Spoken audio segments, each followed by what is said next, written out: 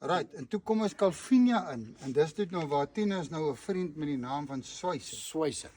En toe het hy vir ons heerlike pizzas gemaak.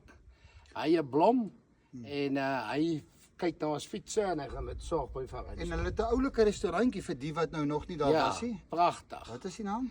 Lilas. Silas. Julle moet dit gaan Julle besoek. moet dit kyk. Regtig, dis die moeite werd vir almal wat nou kyk. Ek weet dit is nou dwars deur Namibië, Suid-Afrika, almal wat kyk. Ja. Toe ons op 'n kampplek afgekom, so 45 km uit die dorp uit wat ook baie nice is, wat hulle vir ons aanbeveel het. By Vlok. Ja, wat is dit?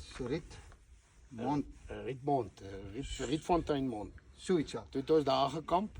Ook heerlik die aand gekuier. Was 'n bietjie koud. En van Calvinia af toe werk ons nou op Brandvlei, Kenhardt, Keimoes. By Keimoes kom ons toe ons nou op die magtige Oranje af. Dis yes.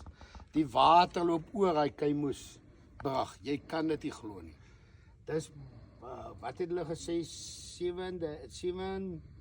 743 Cubic cube liter per minuut. milliliter.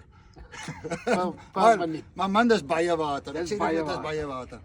Want Keimoes al werk ons toe af, Ograbies toe. Daar was 'n vreeslike klomp water wat daar af is. Uitkykpunt 1, 2 en 3 was toe. Ja. 4 was so nat geweest, dit reën van onder af op. Ja. Jy kan niks sien nie. Toe stap ons na 5 toe, sopgat nat. En Maar wat 'n belewenis, daai water. dit was nou iets om te sien.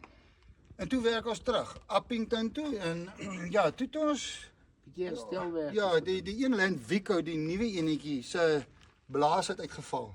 Die petrol, die Dis dieseltank het losgeskit.